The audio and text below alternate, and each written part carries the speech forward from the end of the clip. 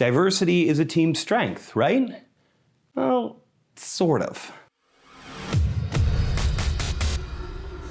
Hey leader, David Burkus here, organizational psychologist and best-selling author of 5 books on helping leaders and teams do their best work ever. And a huge contributor to whether or not you can really do your best work is how diverse the team you're on truly is.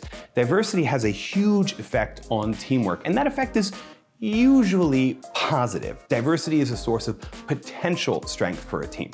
Diverse teams, by their very nature, bring more lived experiences, more and different possible ideas, more and different possible solutions, and help teams think through issues to a greater degree, and hence generate better solutions. It's no surprise, and we have about 3 decades plus worth of research on this, that diverse teams outperform homogeneous teams. More diversity, greater performance. It's a pretty strong correlation if, and there's a really big if here, if those diverse teams have a sense of psychological safety and common understanding or shared understanding.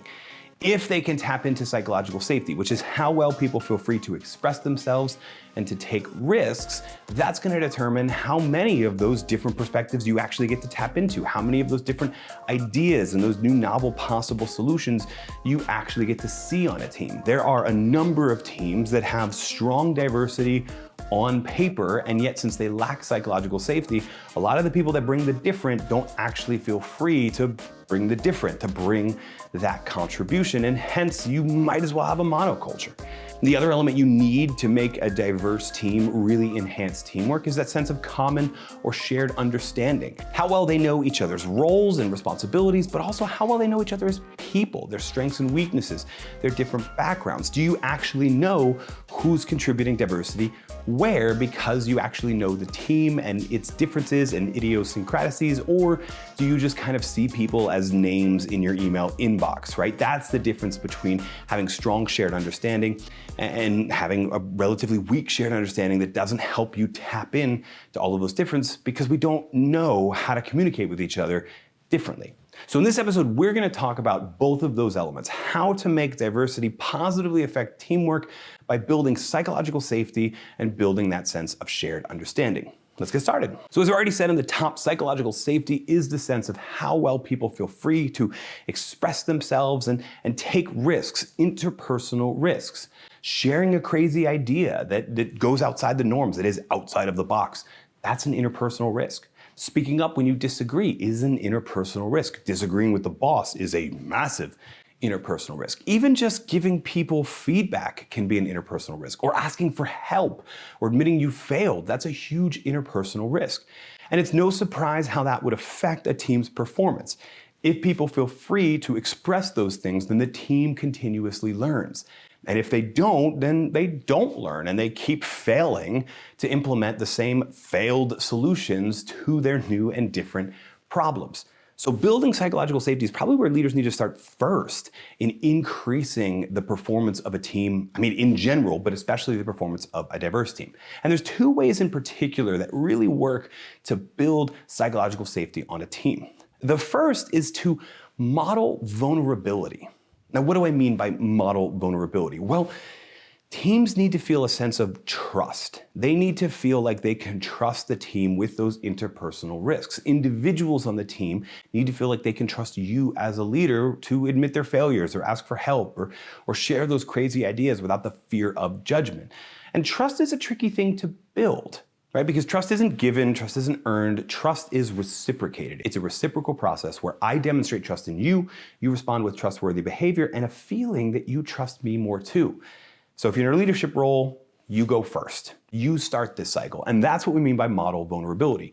You model the type of behavior you want from your team, whether that's admitting failures, sharing crazy ideas, even just admitting you don't know the answer. When you model that first to the team will realize that you're trusting them and they will respond in trustworthy behavior, and the overall level of trust on a team will grow. Now, you don't have to get deeply vulnerable real fast, right? I often joke about this. You don't have to tell your team on day one that you feel like your parents never loved you. You get to decide what level of vulnerability you're comfortable sharing, but you can't not be vulnerable. And by the way, as you do this, as you engage in this reciprocal process, you'll probably find yourself getting more and more vulnerable. So it doesn't matter where you start because you're gonna grow in that vulnerability. The only thing you can't do is nothing. You gotta model vulnerability, you gotta show you trust them so that they trust you in kind and you start building that sense of psychological safety. The second way to build psychological safety on a team is to teach respectful dissent. Right? Because we're gonna have disagreements. We have a diverse team, and diversity without safety is anarchy. But the way we ensure that anarchy doesn't happen, the way we build safety a lot of times is to teach people to fight right. Teach people how to disagree respectfully. So you train your team on respectful dissent. What does this mean? This means training them not to push back on ideas, not to tell people they're dumb, certainly, or not even to shoot down their idea, because people can get very territorial on their idea. But when we want to disagree, what we usually do is take it back to questions, not statements. So we're asking them questions about their idea, and usually we're asking them questions about the assumptions behind the idea. So instead of a blanket statement like, that won't work, we don't have the budget for it, you would ask questions like, this is an interesting idea.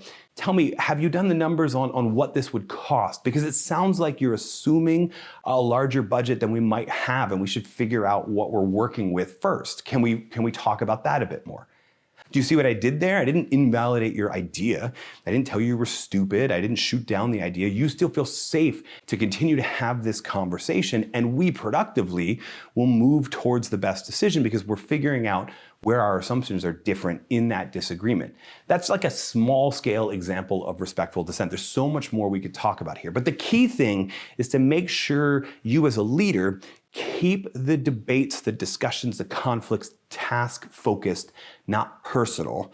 And that when there's disagreement, you teach people how to disagree respectfully. If you do that, and you combine that with modeling vulnerability, you're gonna see the level of psychological safety on your team grow dramatically. And when that psychological safety is paired with a sense of shared understanding, where people get to know each other better, where people have a commonly held perspective on the team's, their tasks and roles and responsibilities, but also on each other, their strengths and weaknesses, their differences, their different personalities, even their different work preferences, you're gonna see the team work together better as well, not just because they feel safe with each other, but because they know how to talk to each other in a way that preserves psychological safety and honors everybody's diversity. There's two exercises I love to do with teams when we're building shared understanding. The first is personal, the second applies to the whole team.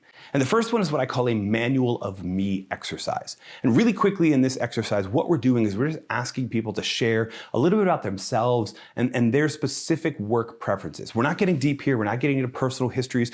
We're barely touching into strengths and weaknesses and preferences, but we're starting a conversation. When I ask teams to do a manual of me exercise, what I usually do is I ask them 4 questions. I'm at my best when blank, and have them fill in the blank. I'm at my worst when blank. You can count on me to blank. And what I need from you or the team is blank. So I'm at my best, I'm at my worst. Here's what I bring, you can count on me, and here's what I need from you. Think about that. Those are strengths and weaknesses questions, and those are work preference questions that presumably, if you've got a diverse team, you have different answers to. So they're gonna spark a pretty big conversation. Even better if you send these out ahead of time, ask people to craft their manual, have a discussion about these differences at a team meeting or a team building time like an offsite or something like that, and then keep all of these documents in a shared folder where I can go back to them often so that when someone's behavior kind of confuses me, I can go back and check the manual of me and go, oh, that's why. Right? They're at their worst when they're in this situation, and that's exactly the situation they're in. Or oh, they wanted to offload this because they'd already admitted that this is something they need help from the team on. Okay, that makes so much more sense. So a manual of me that gets shared to the whole team and then gets collected and is easily seeable? Is that even a word? By the whole team. Now the second exercise is sort of a manual of us. It's a team working agreement or team charter or frequently unasked questions document. And this usually happens a couple weeks or months after we do the manual of me. So we get to know each other and we have some experience working with each other. And now it's time to talk about what we want our collective group norms to be. And just like the manual of me, I'll usually shape these around questions, but the questions are unique to the team because these are questions about how we want to work together. So the type of work we're doing and the type of team that we have is going to affect them. And these are big and small questions. Small questions like, What's a reasonable amount of time to wait for an email response? Or what are our responsive hours? Because we can't be on 24/7 without burning out. So what are the times we can expect immediate responses versus waiting the next day? But these are also big questions, like how do we want to give each other feedback? How do we want to make requests for help? You might even dive into what tools we want to use and what we want to use them for here. It really varies by the team. You probably, even as you're watching this or listening to this, thinking about the questions your team needs to come to an agreement on. And when you have this discussion, by the way, other questions are going to come up. And that's okay. Just add them to the bottom of the list and get to them eventually. And when every question has been answered, you've got your working agreement. We agree to work in response to these sort of questions. And this is something we can hold the team accountable to. More importantly, this is something we can check back on. Unlike the manual of me, the team working agreement is sort of a living document. We're going to put it somewhere where everyone can see it, and we're going to review it in 30 or 60 or 90 days, and we're going to ask, did everyone follow it? And then if they did, how did it work? And maybe we need to make some adjustments. And obviously when new people join the team, we might want to make adjustments. Again, not right away, but a couple weeks into working with them. And if we do that, combined with a manual of me, we're going to grow in our sense of shared understanding because we're going to know the differences between people. We're going to know their different work preferences and strengths and weaknesses, but we're also going to know the similarities that we're going to have as we're working together. And that's actually going to help us build psychological safety as well. And as we build psychological safety and we build shared understanding, we're going to find something incredible happens to our diversity. It truly becomes a strength. It's not a liability and it's not a cause of anarchy and confusion and anger, but it's a strength for our team because people really are bringing everything they are, their whole selves, all of their brilliant ideas, and more importantly, all of their different ideas to the team discussion. We're generating more ideas, we're thinking through problems more, and we're finding better and faster ways to create value. And that's gonna help everyone on the team do their best work ever. Oh, and one more thing. We've barely scratched the surface on this psychological safety concept, but it's one that, especially in highly diverse teams, I see lacking so much. And if that's you, if that's your team, if that's what you feel like you're missing, you're gonna check out this deeper dive on what makes a psychologically safe team.